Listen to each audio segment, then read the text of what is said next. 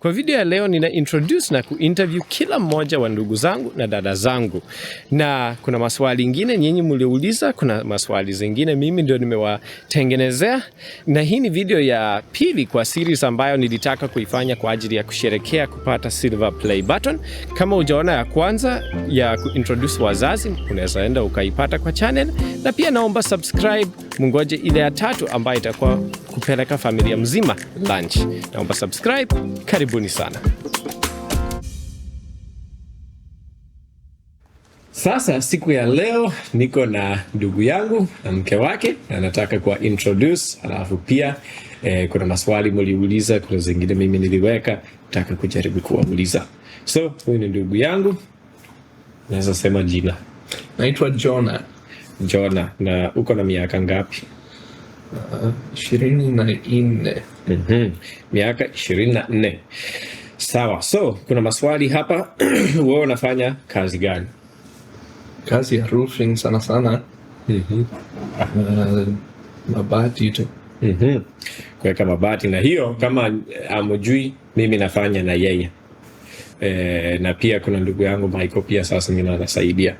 Lakini biashara ni yake. So, ulianzisha aje biashara ama ulipata aje mawazo ya kuanzisha biashara? Nilikuwa na job. Wakati nilihama kuja USA nilipata job na nilichoka kufanyia wengine kazi. Juu hauna time yako. Wanakuambia unakuja wakati unafanya kazi tuseme kama siku 5 ama 6 kwa wiki. Nikaona sina time ya kufanya kazi yangu na tena haina mshahara mzuri sana.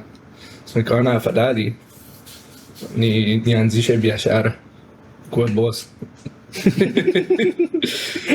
Era kuwa boss. Sawa. So tutaenda kwa swali nyingine. Uko na jambo lolote kusema kuhusu kuishi Kenya? Kitu yoyote tu. Yeah, napenda maisha Kenya juu ni simple. Hapa Amerika mambo ni mingi tu. Mambo ya government, M-Pesa, kazi. Naona kila wakati uko tu busy. Maisha Kenya ni simple. Nilikuwa napenda hiyo. Kabisa. Mimi kitu moja ambayo nilipenda Kenya pia kumtafuta Mungu ilikaa rahisi kidogo. Hapa karibu kila wakati kazi. So, tutasonga mbele. Mabadiliko kubwa. Ulikuwa na mabadiliko gani kubwa wakati ulihama kurudi US? Watu wanapenda kuuliza hiyo swali na ni ngumu kujibu. Juu hauwezi fananisha maisha hapa na huko. Yani kila kitu ilibadilika tu. Ilibidi nijifunze tu, yani ni kama kuanza tu upya. Juu sikuwa nimezoea maisha ya hapa na ilikuwa mabadiliko kubwa sana. Juu nafikiri sijui kama unataka, lakini unaweza eleza kidogo. Juu kama wengine hamujajua, tulikuwa Kenya wote kama familia na yeye ndiye alikuwa wa kwanza kurudi. Yeye alirudi peke yake. So ulikuwa na miaka ngapi wakati ulikuja? 19. 19 na alirudi peke yake. Na sijui kama ungependa kueleza ulikaa wapi, walikusaidia namna gani penye ulienda? Kuna marafiki wa kanisa wa kitambo sana kabla tujahama Kenya, na nilikaa na wao. Wakanisaidia kupata license yangu, kupata job yangu ile ya kwanza, pate pesa kidogo ninunue gari. Alafu wakati hiyo familia wote walikuwa wamerudi, nikaenda kuishi na wao. So, yeah, ilikuwa hivyo, ni marafiki wazuri sana.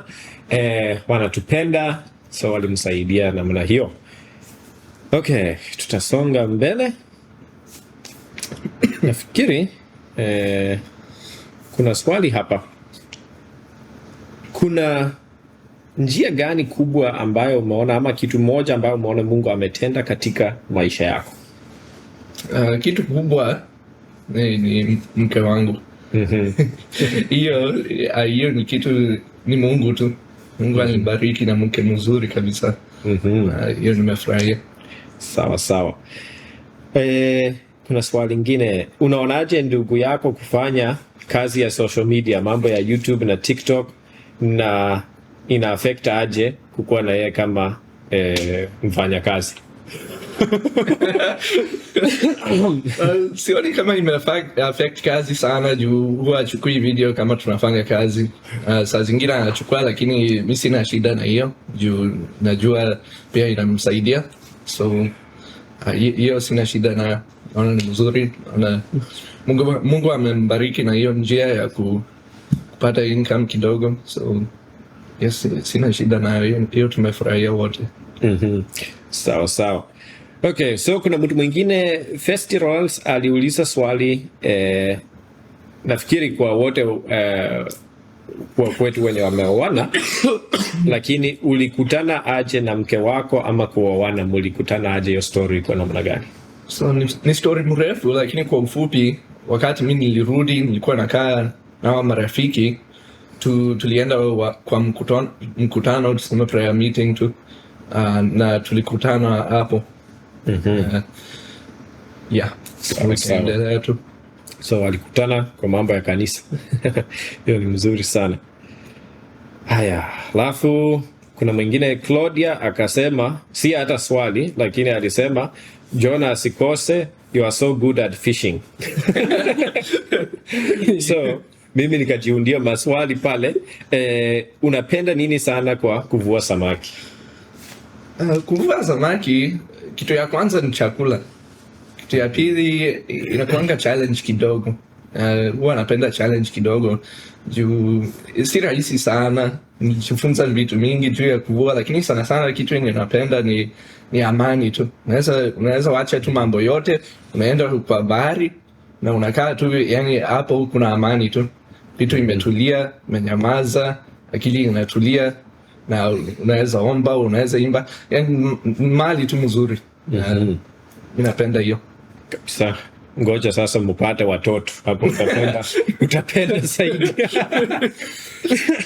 Lakini shida watoto watataka uwapeleke.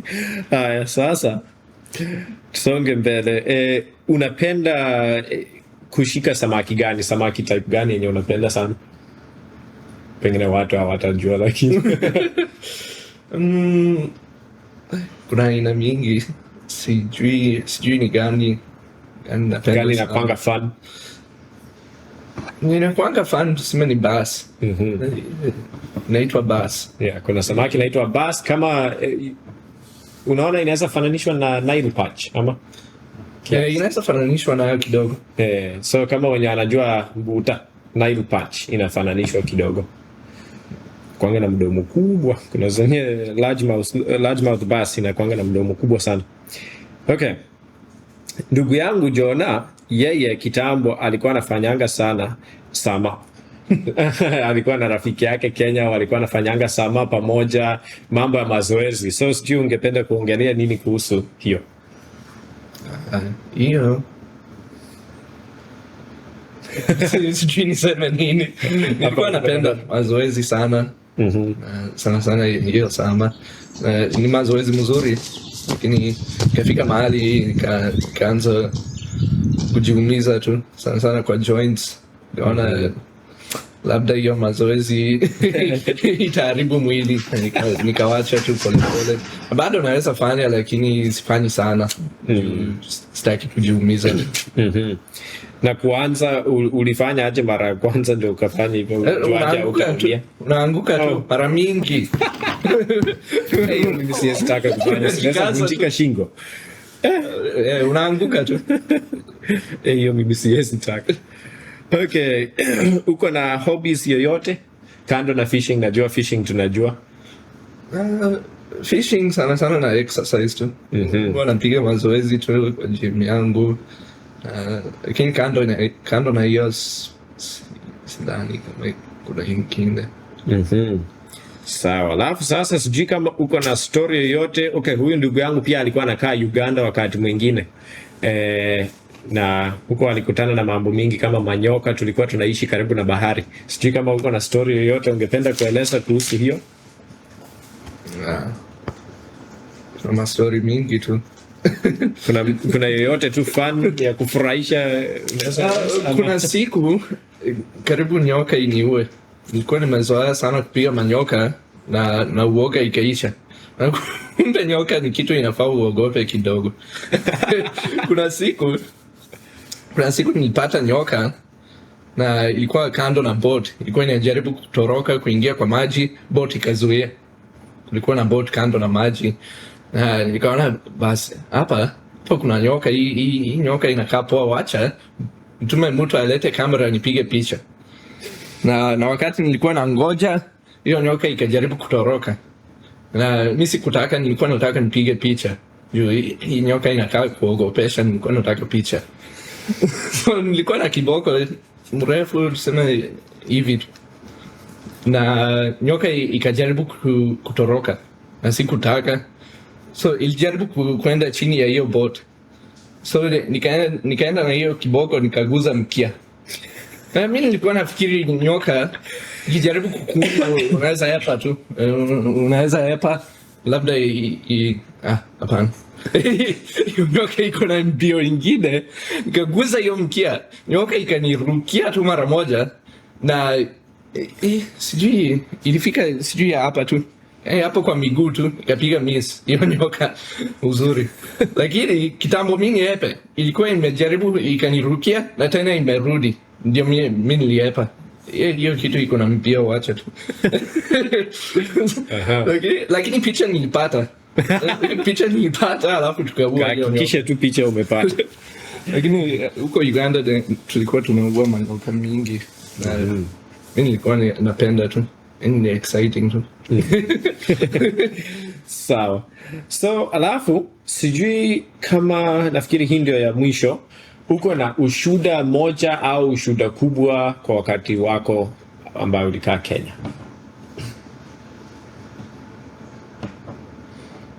Ama kitu tu yoyote tu kama ushuda kama nini? Not really. Kuna mambo sana. Sawa. Really. Sawa. So nafikiri kwa upande yake tutamalizia hapo. Sasa tutaenda kwa mke wake. So I think that's all I have for Jeff. And so now I've got some questions. So first, I guess you can say your name and how old you are. I'm Christina and I am 23. So anaitwa Christina, kuna miaka 23. Okay. Actually, no, I'm 22. Okay, I can never remember. Yeah, I know. I gotta remember, especially when I've had a birthday recently. It's like, Yeah, changed. Think about it for a minute. Okay, so question number 1: what did you think of Joe when you first met?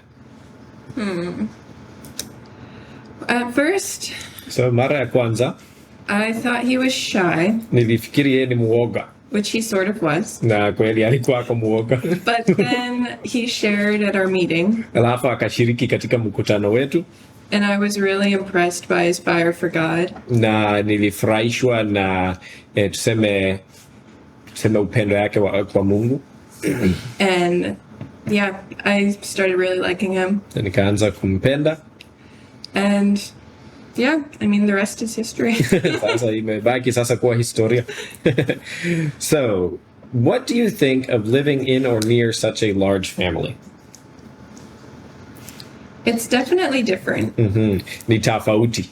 I only grew up with one sibling, so Mimi- very different. Mimi nililelewa tu na mtoto mwingine mmoja, walikuwa tu wawili, so ni tofauti sana. I do like it a lot. It's just Naipenda. Kuna paka inajaribu kugusa kwa kamera pale. So you're saying? I was saying I like it. Naipenda. Sometimes I don't know how to keep a relationship with so many different people. Saa zingine sijui jinsi ya kukuwa na uhusiano na watu wengi tofauti, But at the same time, it's nice to have so many different relationships. lakini kwa wakati mwingine ni mzuri kukuwa na uhusiano nyingi. So I've been liking it. So nimekuwa nikifurahia. Okay. What aspect or part of ministry is attractive to you? Probably. I think children's ministry and young people, ministering to them. So, nafurahia tuseme kuhudumia watoto ama kufanya kazi ya huduma kwa upande ya watoto na watoto wadogo. Yeah, that and also just serving people, like cooking and stuff, because that's something I'm able to do. Na pia kazi ya kutumika kama kusaidia kwa upishi na nini, juu hiyo ni kitu ninaweza kufanya. So, do you like reading, and if so, what books? Like what kind of books? Not really. Okay, so sio sana. A little bit. Kidogo. I do read, and usually it's nonfiction, like Stories, like yeah, like so nikisoma Christian huwa books and nasoma vitabu ya Ukristo, ile ya mastori nini, ile yani ilikuwa ya ukweli. Okay, I don't know, I thought of this question. Approximately how many coffee cups do you have? let's see. Ako na vikombe mingi ya kahawa. Probably no more than 15, Really? 20? No. Probably 20. Unajua yeye ako na vikombe nyingi za kukunywa kahawa, hizi coffee cups. So hadhani kama inapita 15, lakini Jona amesema kama 20 ama anaona 20 sasa. Maybe 20. Okay.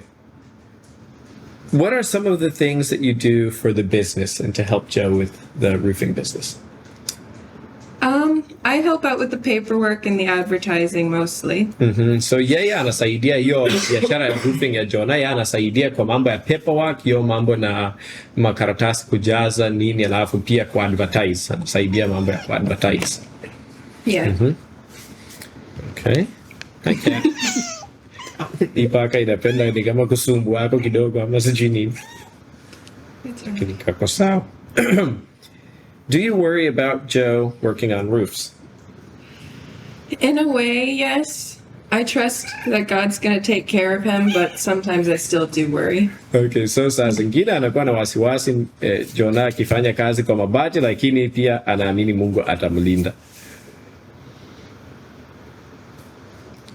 Okay. Do you have any hobbies?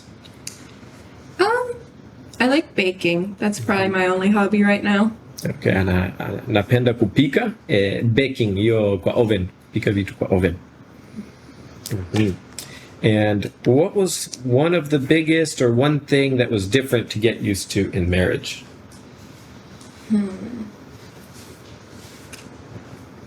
Yeah, there's quite a few things to get used to, or things that are different, but Anything you'd like to share?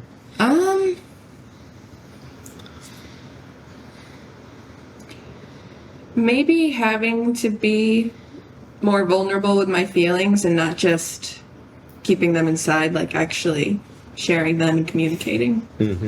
So kitu moja ambayo ilibidi kwa ndoa ni kukuwa na hizo hisia, nisikae tu nayo ndani, bali niweze kushiriki na mwenzangu.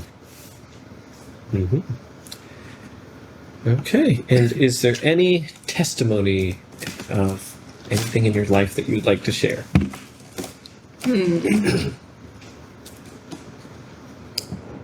Well, since we've been talking about marriage, I would say something cool that happened.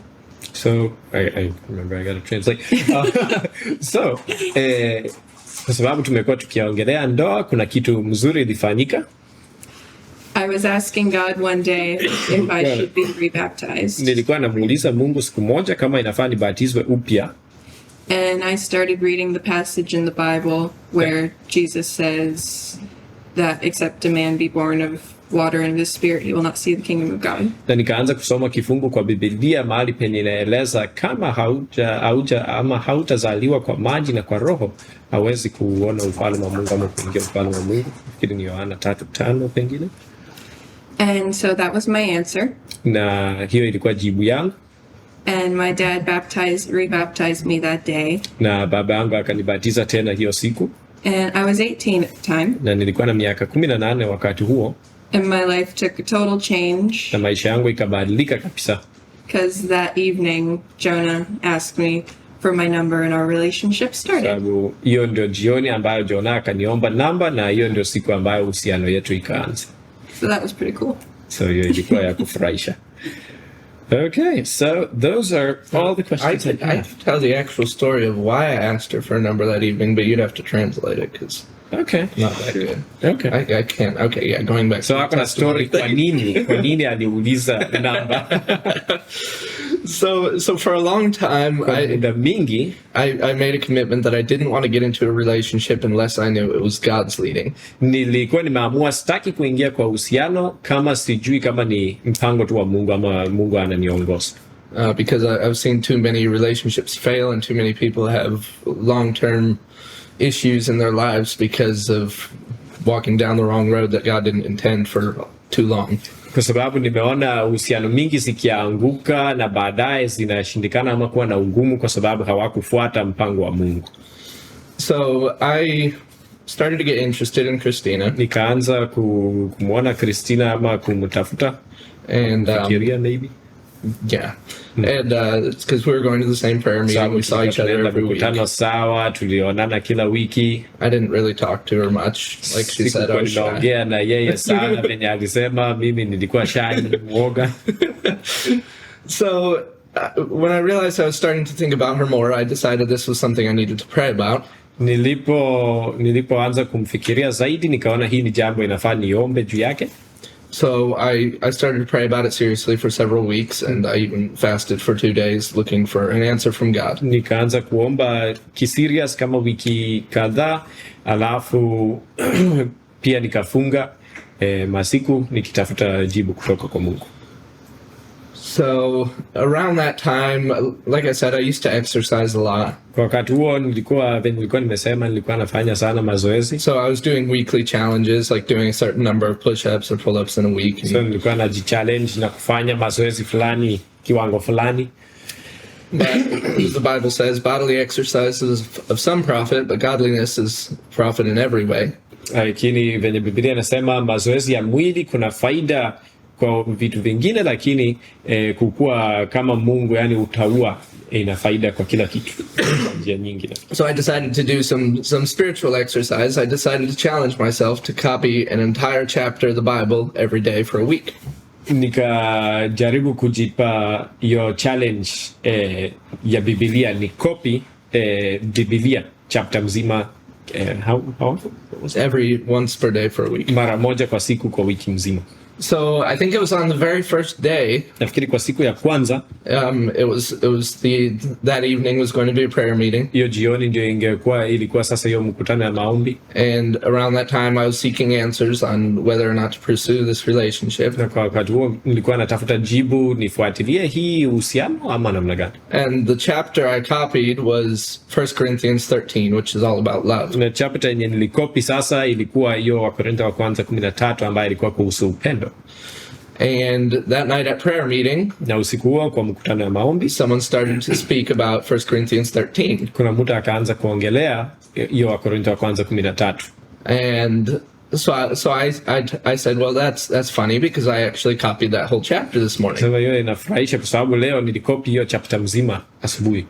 And then Christina said, well, are you serious? Because I copied that whole chapter this morning. Na Christina akasema, kwani unamaanisha? Juu hata mimi nilikopi hiyo chapter mzima asubuhi. And so I saw that must be a sign because that couldn't be a coincidence. That's So impossible. nikaona hiyo ni kama tu ishara, kwa sababu hiyo haiwezekani tu ikuwe tu hivyo.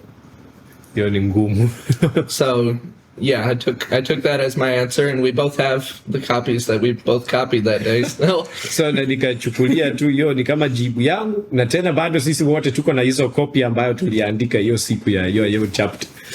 And it wasn't long after that I asked her for a number, and we started to, after that, until now, there's not a day that's passed that we haven't talked. So si muda baada ya hapo ndio nikamwomba namba, na tangu wakati huo mpaka sasa hata hakuna siku yenye imepita kama hatuchaongea. So yeah. Nice, great story. So is that all? That's all I have. Nafikiri itatoshea hapo na tutaendelea na wengine. Sasa huyu ni shemeji yangu, waje ajitambulishe kwa majina. Huyu ndio msichana wa kwanza. Mimi naitwa Rebecca. Sasa. Mezubaa. Rebecca, uko na miaka mingapi? Niko na miaka 22. Wewe ndio unasaidia kwa kazi ya kufuga mbwa. Je, unapenda hiyo kazi? Iko tu sawa. Mimi naelewa sana hiyo kazi, so naweza saidia sana nayo. Najua. Mzuri sana, hata unanisaidianga na yangu. Kitu gani inakusumbua sana kwa hiyo kazi? Sijui niseme nini.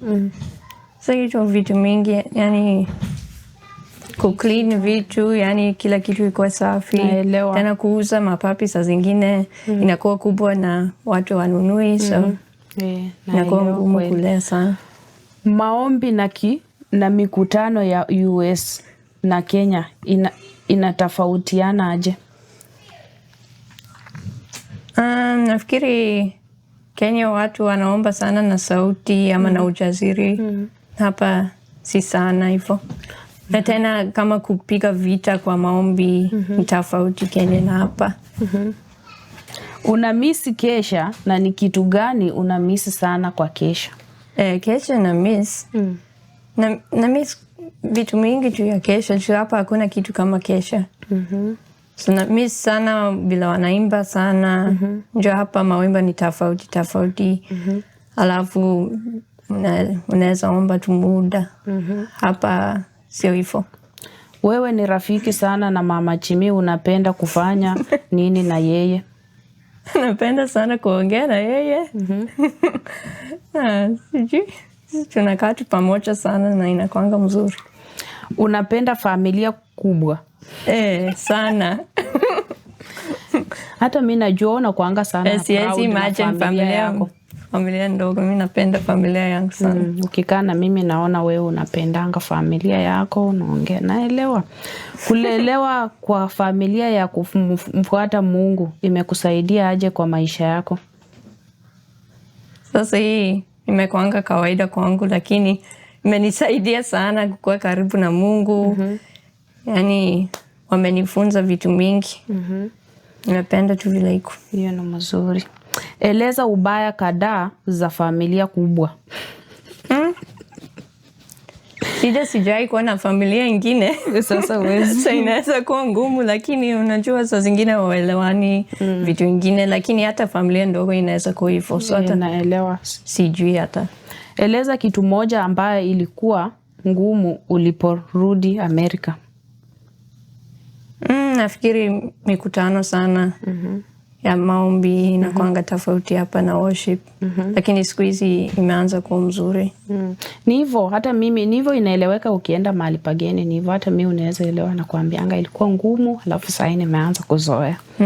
Kwa sasa uko na mipango gani kwa maisha yako? Sasa sina mipango. Haya, niko na swali mimi nitakuuliza sana. Unapenda nini sana kubwa sana kuhusu baba yako? Na mama yako, wote wazazi wako? Hiyo ni yangu tu personal. Hiyo ni ngumu. Ama vile unaona tofauti ya wazazi huku nje na wazazi wako? Unajua sijai kuwa na wazazi wengine, so siwezi jua. Najua tu baba yangu nampenda sana, anatusaidia sana, anatuelewa, alafu anatufunza.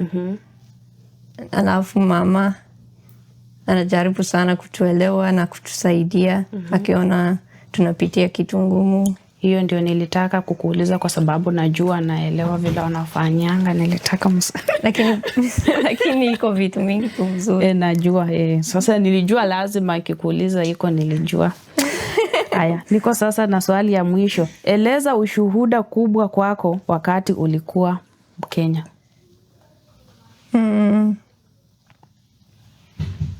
Sasa ni ngumu kusema yani kitu moja. Iko vitu mingi, yani maisha tu ilikuwa. Ushuhuda tu yoyote ya kufurahisha tu. Ama ushuhuda basi kubwa kuhusu Amerika. Inaweza kuwa rahisi. Ama ushuhuda kubwa yenye Mungu amekutendea, hiyo ingekuwa rahisi. Lakini sijui kitu moja. Kama kukuwa Mkristo imekusaidia aje? Inanisaidia sana. Yo, sawa.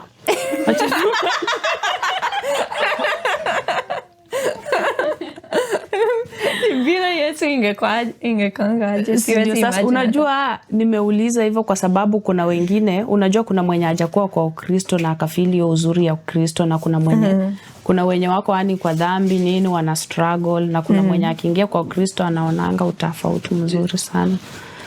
Lakini bado ni kustruggle, lakini unaweza jua Mungu anakusaidia. Si ndio? Sasa nafikiri itaishia hapo, wacha tuende kwa mwingine. Sasa huyu ni shemeji yangu, anaweza jitambulisha kwa majina. Naitwa Debora. Debora, uko na miaka ngapi? 20. Unapenda kufanya kazi gani? Sana sana kushona, lakini kupika pia. Pia kupika, najua hiyo. Ulipata gari ukiwa na miaka mingapi? Hata sijui. Labda 18. Nilikuwa na miaka 18. Ni mapema. Kumbe ni 17. Ilikuwa kabla nipate license. Hiyo ni mapema kweli. Na hapo tu ndio ulianza kazi? Lakini nilianza na 18.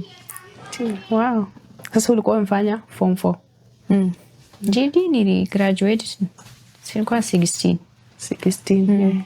Iko sawa. Kuanza kazi ukiwa mdogo imekusaidia aje kwa maisha? Imenisaidia. Unajua nilikuwa muoga sana tukitoka Kenya.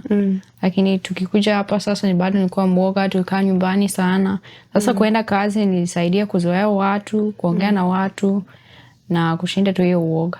Nimeona hiyo sana. Tena unajua nilienda kazi ya kushona, sasa nilipata skills mingi. Tena watu unajua huko ni wengi. Unaonaje kanisa ya nyumbani kuliko kanisa ya mjengo? Eleza utofauti. Sasa unajua kwa mjengo unakuwa na pasta, alafu kila mtu anakaa tu kwa kiti yake, wanaangalia pasta na huna hiyo uhuru tu kuongea na kushare kama uko na kitu. Hiyo naelewa kabisa. Juu hapa unajua kanisa ya nyumbani ni kama hatunanga ati leader mwenye analidi ama nini. Kila mtu ako huru, anaweza share kitu kama anataka. Eleza magumu uliopitia ulipoanza kazi mbali na familia. Haikuwa ngumu sana. Unajua nilienda tu, nilijua watu huko na walikuwa kama friends. Sasa ilikuwa ngumu kiasi, lakini sikuwa na ngumu sana. Labda tu uoga tu ya watu. Lakini hiyo nilisaidia na ukashinda. Juu kweli ukikaa nyumbani ni ngumu kujua watu, uoga ukikutana na watu ni ngumu, juu utaongeaje juu hawajui, waelewe. Kuanza kazi ilileta madhara kwa maisha yako ya kiroho? Naweza sema juu nilipata distractions mingi. Sasa kuzoea, unajua uko na priorities yako. Ilikuwa sana kazi. Wakati nilianza kazi, niliona hiyo ni kama priority, nilienda kila mahali. Sasa sikuwa na time. Nilienda mahali, nilienda kazi na nilipata sina time ya kufanya vitu ya maana. Kweli. Hata mimi saa zingine inakuanga hivyo nikiwa na shughuli, mambo na media, ni hivyo. Kwa sasa uko na mipango gani kwa maisha yako? Kuhama. Nenda Indiana. Hiyo tu labda. Kuhama ni aenda aanze kazi mahali pengine. Eleza ushuhuda moja kubwa katika maisha yako. Shuhuda moja yenye unajua katika maisha yako. Shuhuda moja kubwa. Hiyo sijui. Labda kuna yenye Mungu ametenda maisha yako. Ametenda mengi, lakini kitu moja naweza sema aliniokoa kwa hiyo anxiety na uoga. Hiyo ilikuwa kubwa kwangu. Nilienda conference na sijui hata nilikuwa na shida sana. Unajua wakati nilikuwa na hiyo anxiety sikuweza kukula tumbo iliniuma, nilikuwa tu na uoga, nisikia tu uoga. Lakini kuna wakati mtu aliniombea na nilipata uhuru kabisa, mpaka hata niliongea kwa microphone, nilitoa hiyo ushuhuda. Na hiyo sikuwahi weza hata kidogo. Sasa hiyo ilikuwa Mungu tu. So unaona hiyo ni ushuhuda, Mungu ametenda makubwa kwa maisha yako. Sasa kuna swali ilikuwa imebaki ya mwisho. Unapenda nini sana kuhusu neno la Mungu na maisha ya Ukristo? Sasa kitu napenda sana ni hiyo relationship na Mungu na kila kitu yenye inatokea juu. Hiyo upendo, hiyo furaha, hiyo amani, hiyo yote tu. Kabisa. Kweli kuwa na ndani ya Yesu ni unakuwa huru, unakuwa na amani. Hiyo ni mzuri. Sasa tangu ukuja hapa, najua hapa umepata marafiki sana, umekuwa na furaha, umefanya vitu mingi, unatembea, unafanya kazi, naona mara mingi wewe yani unatoka nje sana kuliko wasichana wote, unaenda maombi mahali, nini, yani umekuwa na ujasiri sana karibu kuliko familia yote. Nini imefanya ukakuwa hivyo sana? Simesema. Ilikuwa hiyo. Mungu tu aliniokoa kwa hiyo uoga. Tena ilisaidia mwanzo ilisaidia kwenda kazi. Hiyo ilisaidia yani watu tu kuzoea watu. Lakini hiyo nilipata tu uhuru kwa hiyo conference. Na tena wewe umepata marafiki rahisi sana, nimeona. Si rahisi. Sasa nafikiri sasa siishe hivyo. Acha tuende kwa mwingine. Asante sana kukubali mimi niongee na wewe, nawapenda sana. Mwingine next. Sasa huyu ni shemeji yangu, anaweza jitambulisha kwa majina. Mimi naitwa Hena ama Hana. Huyu anakulanga gideri yangu. Hena, niko na swali. Uko na miaka mingapi? Niko na 19. Wewe ndio huwa unaweka nyimbo kwa kanisa? Yeah, nafanyanga. Je, unapenda hiyo kazi? Napenda, lakini siku zingine nachoka nayo. Eleza ugumu ya hiyo kazi. Sio ngumu sana. Tafuta tu wimbo. Hiyo ni mzuri. Hata mimi napenda kusikiza music. Yeah. Je, umepata mpenzi? Nimepata. Hiyo ni mzuri, congratulations. Date yako ya kwanza ilikuwa aje? Ilikuwa mzuri sana. Unajua nilikuwa muoga kidogo, lakini ilikuwa mzuri. Hiyo ni mzuri.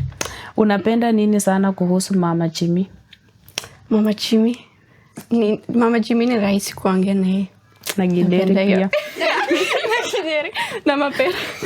Na mapera ni naweza mtafutia hata Walmart. Kuna uzuri gani umemiss Kenya? Mapera. Hapana, lakini sana weather. Napenda weather huko, ni mzuri hapa.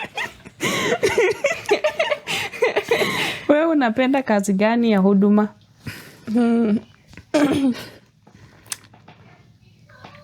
Napenda kusaidia tu watu. Kwa sasa uko na mipango gani ya maisha? Nataka kuoleka na kupata driver's license, hiyo tu. Unapenda kazi ya kufunza na kulea watoto? Napenda hiyo sana. Ni mzuri, najua hiyo ni kazi yako kwa watoto. Kwa hapa, hiyo kazi iko na ugumu gani na gani?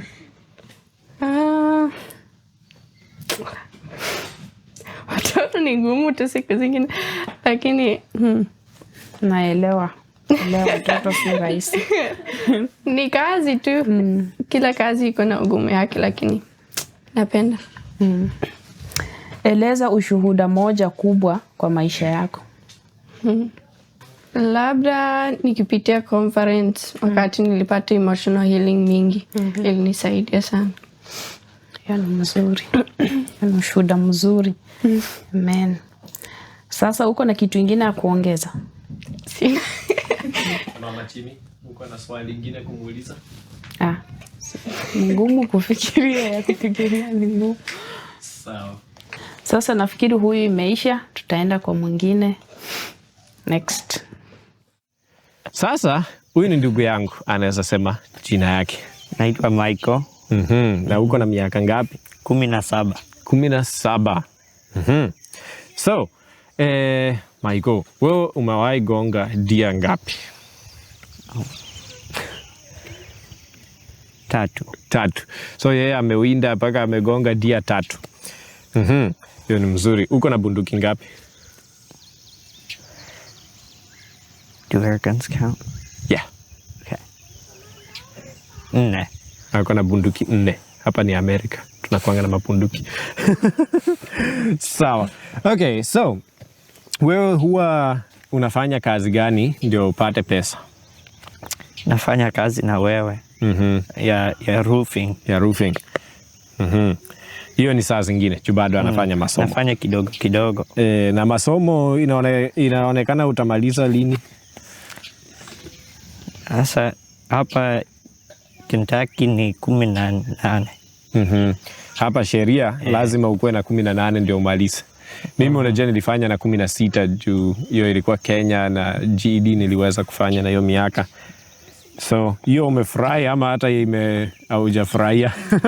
Sijafurahia, ningependa kufanya 16. Unajua nimalizie. Sehemu zingine wanakuruhusu ufanye mtihani na 16. So kama wewe ni chap kama yeye najua ni chap kwa masomo. Si ndio? Unajua unasoma vizuri. Unashika vitu.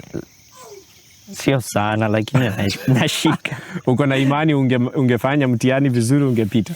Naweza pita nikifanya. Sawa. So lakini shida hapa wanakupimia. Lazima ufike 18 ndio ufanye mtihani. Liwe liwalo. Kazi yenye unapenda sana ni gani? Tuseme ya kutengeneza pesa. Kwenye umaifanya yote framing, napenda roofing, framing ya kujenga nyumba. Napenda hiyo. Framing ya kujenga nyumba, construction. Hiyo ndio anapenda sana. Ulikuwa na miaka ngapi wakati ulinunua gari? Nafikiri 16. Labda 17 lakini nataka kusema 16. Sawa. Yako na gari. Sijui kama itaonekana ni kuna gari ya red iko pale. Nafikiri inaweza kuwa inaonekana. Haya. Na wewe unaweza kufanya kazi gani na gani? Like anywhere, all the different kinds of work, you know. Kujenga yote. Kujenga yote. So, yani plumbing, framing, mabati. Ya ndani kidogo kidogo lakini sio sana kama drywall na drywall watu hawapendangi kwetu. Lakini naweza fanya. Drywall ni ngumu, hata mimi siipendi kabisa hiyo kazi. Hiyo hapana lakini So unaweza kazi nyingi najua. Ulikuwa na miaka ngapi ulipoanza mjengo? Ulikuwa bado huko Kenya? Kujenga ya framing hizi ya mbao ndogo. Ile kubwa. Labda 12. Yeah, alikuwa anafanya kazi na watu wengine hata wafanya kazi. Yeah, alikuwa kama foreman ama ni fundi. Yeah, alikuwa fundi. Alikuwa anaenda hata soko, anaenda na bodaboda na mwingine kama mfanya kazi ama nini, wanaenda anazunguka kwa soko, anatafuta vitu, na alikuwa mtoto mdogo. So, kuna kitu moja gani ambayo una miss kuhusu Kenya? Kitu tu yoyote yenye una miss? Labda tu watu sana. Marafiki ama? Marafiki na watu wote tu na, okay, I don't know how to say this. Like, it's just more simple. Like, yeah, that's exactly what Joe said. Yeah, it's here everything's complicated. Hata Jonah alisema kitu hiyo ati maisha huko ni simple, hapa mambo ni complicated. Na ni ukweli, hata mimi naona hivyo. Haya. Chakula, unapenda chakula gani sana Kenya? Napenda ugali na nyama. Labda pork. Sawa. Kuna eneo gani ya huduma ambayo unapenda, makazi ya huduma gani ambayo inakufurahisha? I don't know how to say conferences, but I love the conferences. So hizo mikutano yenye tunafanyanga ya conference ni kama seminar. Huwa tunafanya penye Mama Jimmy alienda juzi. Sawa. Kuna game fulani yenye unapenda kucheza sana? Labda tu volleyball. Volleyball. Napenda. Sawa. Alafu kwa shule unapenda sana subject gani? Napenda math lakini labda math. Alafu ungependa kutueleza nini kuhusu treehouse yako? Huyu alijenga nyumba kwa miti. Kuna video iko kwa channel yangu kitambo sana. Ukienda kwa video za kitambo mtapata venye tulionyesha hiyo treehouse. Ungependa kueleza nini? Kitu yoyote? Like explaining it or part of building it? Yeah. Ulijenga aje? Ni kubwa kiwango gani kwa na nini? Najua unaendeleanga kuunda pia. Sasa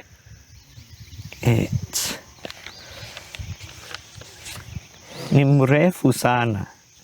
Sasa juu iko karibu 28, futi 28 juu. Kutoka chini.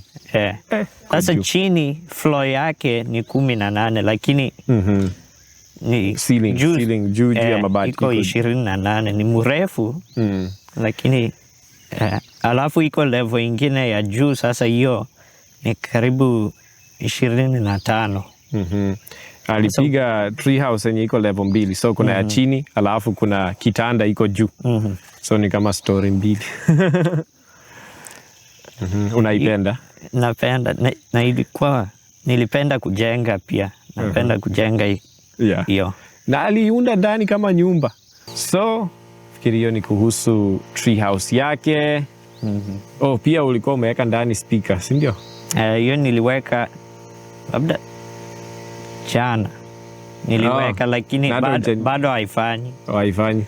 Connect yote ama? Sina hiyo I don't have the amp. Kuna amp bado haijakuja lakini kuna speaker tulitoa kwa gari yetu mpya nikampea yeye. So speaker kubwa zile za gari. Sasa anangoja amp alafu atengeneze speakers kubwa kwa nilikuwa na speaker ndogo lakini sauti yake ilikuwa mbaya sana. So itakuwa mzuri. Sawa. Alafu uko na plans gani ya maisha yako mbeleni? Sina plans. Uko tu.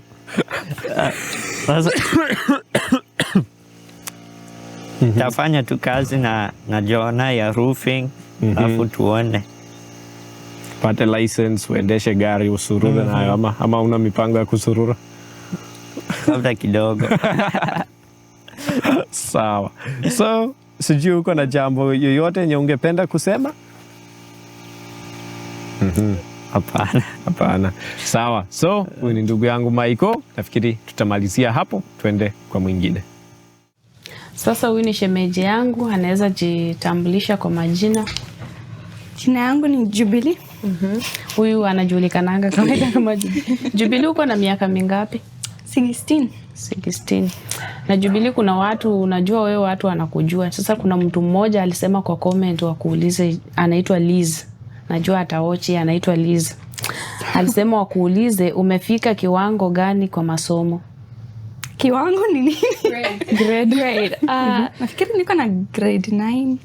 Nafikiri hata sijui. Hobby yako ni gani? Hobby. Hiyo ni ngumu. Nafanya vitu mingi lakini sina kitu moja nafanya. Nashona kidogo, unapenda kusoma. Yeah. Unapenda sana chakula gani ya Kenya? Ya Kenya, ugali na samaki. Yako. Umesahau githeri. Githeri. Githeri iko sawa lakini ugali na samaki ni tamu. Unaonaje venye unapendwa sana kwa mtandao? I do not know what any of that means. On the internet. How you're so loved on the internet. So what's the question? What do you think about it? What do I think about it? Swahili, tell Judy. Iko tu sawa, sijui.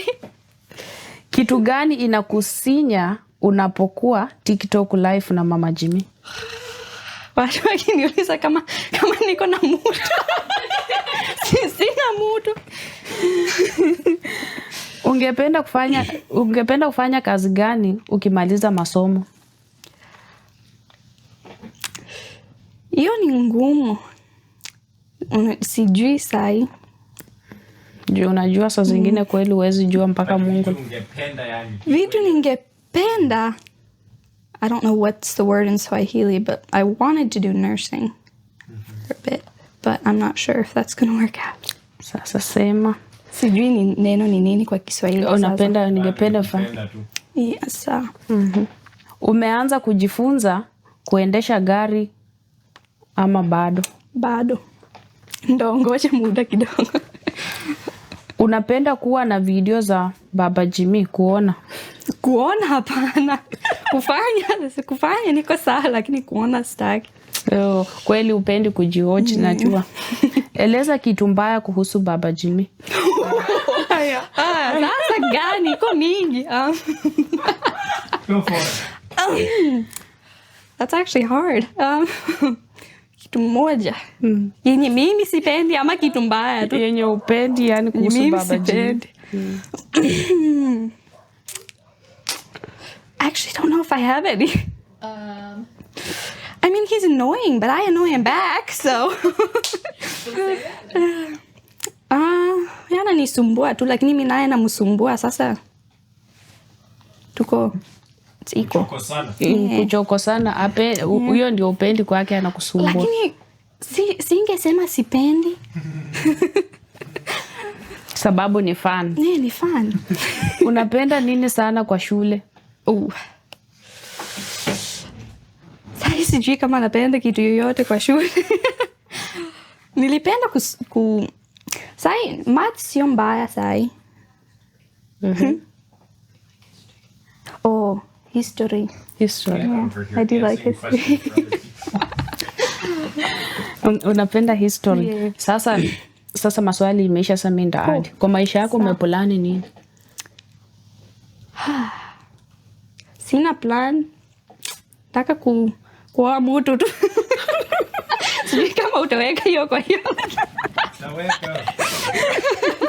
Hivyo tu. Sasa uko na kitu ya kuongeza ama ni hiyo tu? Hiyo tu niko sawa. Sawa. Sasa huyu imeisha, tutaenda kwa mwingine. So, huyu ni ndugu yangu. Fikiri huyu hajui Kiswahili vizuri, anajua kiasi lakini itakuwa nikitranslate. So, what's your name and how old are you? Enoch and 14. Naitwa Enoch, ako na miaka 14. Haya. What do you like better, hunting or fishing? Fishing. Fishing, of course. Yeah. Huyu na Jonah ndio wameshikana sana kwa fishing. Au anapenda sana, so yeye anapenda sana fishing. What is your favorite fish? Fish we catch or don't? Yeah, fish you catch. For eating or catching? Any catching, eating, or both? What's your favorite for eating and favorite for catching? For catching, definitely smallmouth bass. And then eating, bluegill. So kuna samaki inaitwa bluegill ambaye inakaa tilapia kiasi ndogo. Hiyo ndio anapenda kwa kukula, lakini kwa kushika samaki anapenda kuna samaki inaitwa smallmouth bass. Inakaa kama mbuta kiasi na ile pachi inaweza fananishwa pengine kidogo. Okay. What do you have for hobbies? What's the definition of a hobby? I have plenty of stuff I like doing. Yeah, exactly. I like fishing, I like hunting. Anapenda kuvua samaki, anapenda kuwinda, anapenda kuchora, anapenda kuangalia ndege, kuwatch ndege. And then playing with dogs, but that's not a hobby. Kucheza na umbwa. Good. What do Jimmy and Cynthia like playing with you most? Legos. Legos. Najua Jimmy na Cynthia wanapenda sana kucheza na Enoch.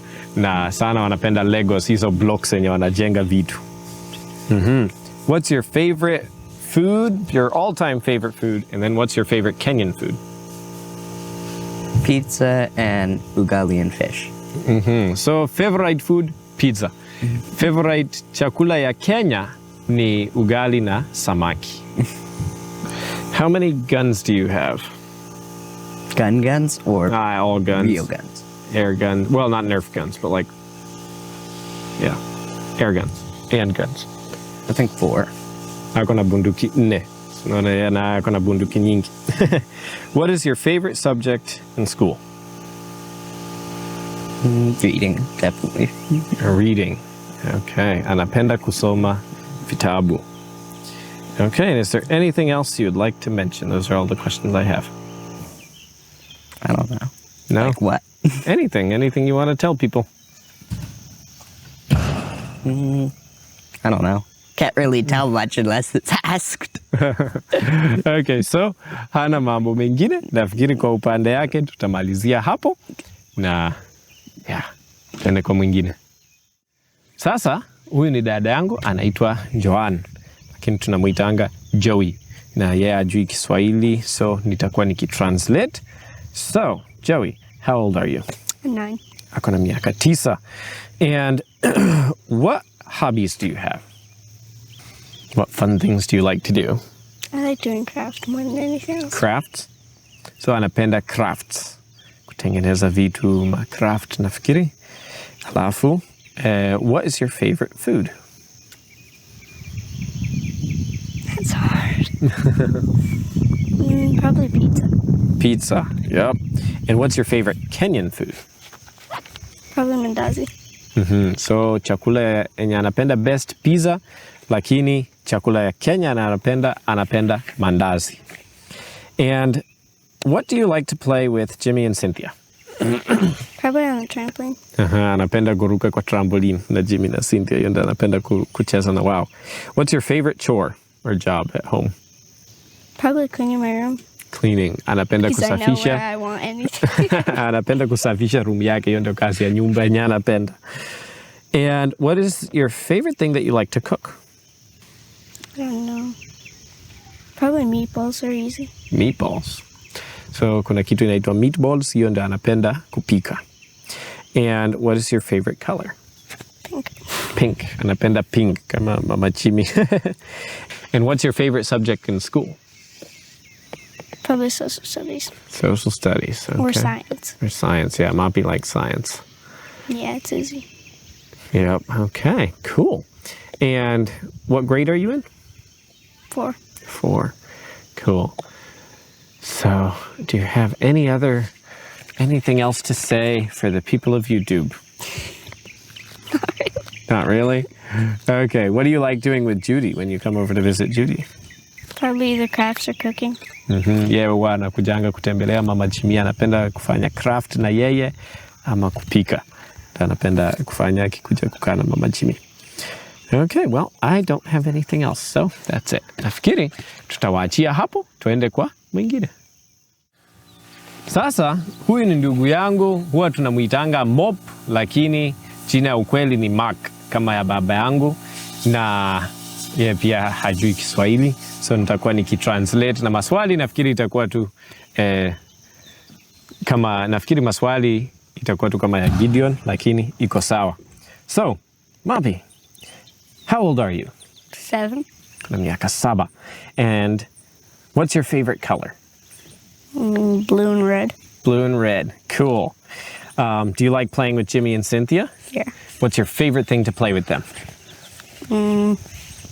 Jumping on the trampoline. Jumping on the trampoline. Cool.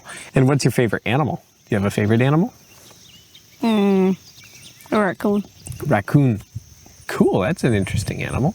So kuna mnyama inaitwa raccoon, hiyo anapenda hiyo.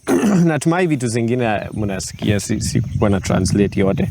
Amesema colors zenye amependa, amesema miaka, amesema juu ya kucheza na Jimmy na Cynthia, anapenda sana kucheza na wao, kujump kwa trampoline.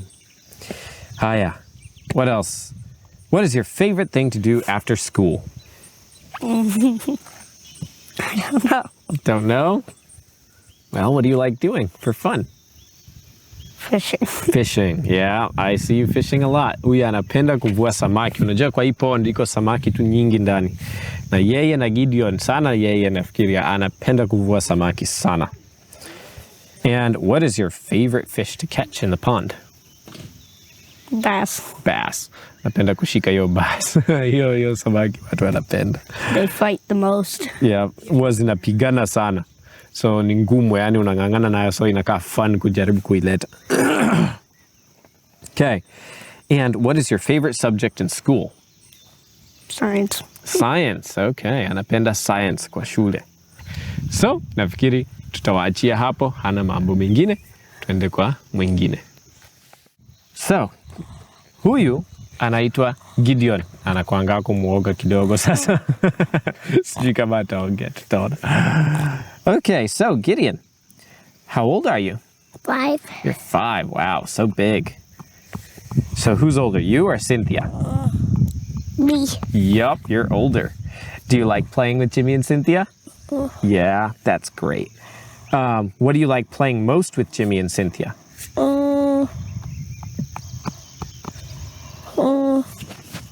Fishing. You like fishing with Jimmy and Cynthia? Yeah, cool. What's your favorite color? Yellow. Yellow. And what is your favorite animal? Frogs and toads. Frogs and toads, I kind of figured. So, siko na translate sana hapa. Sijui kama wataweka subtitles ama natumai wengine mutasikia. But anapenda machura. Huyu anapenda machura sana. Akona miaka 5, anapenda color yellow. Anapenda kucheza na Jimmy na Cynthia. Wanapenda kufanya, anapenda kufanya kuvua samaki na wao. What is your favorite thing to do after school? Climb trees. What? Climb trees. Climb trees? Yeah, that's cool. Ati kitu yenye anapenda sana kufanya baada ya shule ni kupanda miti. Anaenda kupanda juu ya miti. And have you ever fallen down out of a tree? Yeah. Did you get hurt? No? That's good. So ameanguka lakini hajaumia. And what do you like learning about in school? What's your favorite thing to do in school? Math. Math. So anapenda math. Is there anything else you want to say? No? Okay. So, nafikiri hiyo itatosha kwa upande wake. Sasa video imeishia hapo na nitawakumbusha tafadhali subscribe, mungoje video ya 3 kwa hii series ambayo itakuwa kupeleka familia yangu mzima lunch. So, nashukuru sana wote ambao wamewatch. Tunawapenda sana. Bye.